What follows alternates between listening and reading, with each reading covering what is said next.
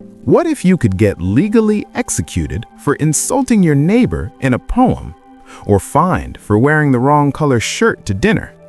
Rome built the greatest empire in human history and also made it illegal to sell wine in certain restaurants.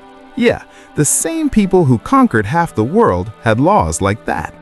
Today we're diving into the weirdest, most unhinged laws that were 100% real in ancient Rome. And trust me, some of these make today's laws look extremely reasonable. Ancient Rome lasted over 1,000 years, so naturally they had a lot of time to cook up some truly wild legislation. Some of these laws were brilliant, some were petty, and some were just deeply personal. Stick around. By the end of this video, you'll know exactly what would have gotten you arrested, fined, or thrown off a cliff in ancient Rome. Drop a like if you're already nervous. Let's start with one that hits differently. In the early Roman Republic, writing a poem that insulted someone was a capital offense. Not a fine, not community service, death. The 12 Tables, Rome's first written legal code, straight up said that mocking someone publicly in verse was punishable by execution.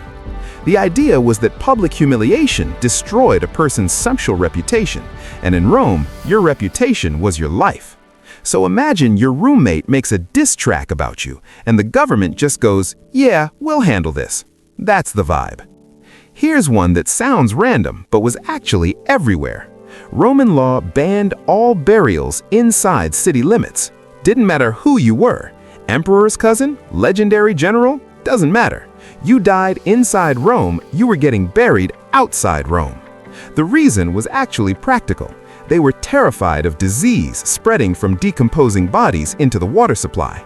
Which, honestly, respect. That's more public health awareness than half of medieval Europe had 1,000 years later. But still, imagine getting turned away from a cemetery because you live in the wrong zip code. That's Rome, baby. Okay, this one gets personal. Rome had something called sumptuary laws. These were laws that told you exactly how much you were allowed to spend on dinner parties, clothing, and jewelry based on your social class. You were a regular citizen, you could not wear purple. Purple was literally reserved by law for the emperor and top officials. Why? Because purple dye came from sea snails and was more expensive than gold. If you showed up to a party in full purple robes and you weren't important enough, you were not just embarrassing yourself, you were breaking the law. Imagine getting a ticket because your outfit was too expensive. Rome was fashion police, but make it government issued. Here's one that actually shows Rome was ahead of its time, in a very specific, very Roman way. Roman law said that a freeborn citizen could not be physically beaten as punishment. Not by a neighbor, not by a soldier, not even by a low-ranking government official. This was a big deal. Most ancient civilizations had zero protections like this. The only people who could legally beat you were magistrates with specific authority. In fact, this right, called provocatio, meant a citizen could literally appeal to the crowd and say, "You can't touch me." Now, if you were a slave, none of this applied. But for free citizens, that was a real enforceable right. Which means Rome invented something close to civil rights and also had gladiator fights. They contained multitudes. Julius Caesar did a lot of things. He conquered Gaul, he crossed the Rubicon, he rewrote the Roman calendar, and he banned chariot traffic inside Rome during daylight hours, because Rome was so congested that even in 45 BC, rush hour was a genuine crisis. Deliveries, carts, animals, all of it was banned from city streets between sunrise and sunset. Everything had to happen at night. So Rome was basically running a citywide DoorDash operation after midnight. Historians actually think the noise from all that nighttime delivery traffic drove Romans absolutely insane. So yes, traffic was terrible 2,000 years ago. Nothing has changed. This one is Dirk, but we have to talk about it. In Rome, if you were convicted of killing a close family member, your parent, sibling, or child, the punishment was pone collae, which translates to penalty of the sack. They put you in a leather sack with a dog, a rooster, a snake, and a monkey, and threw the whole thing into a river.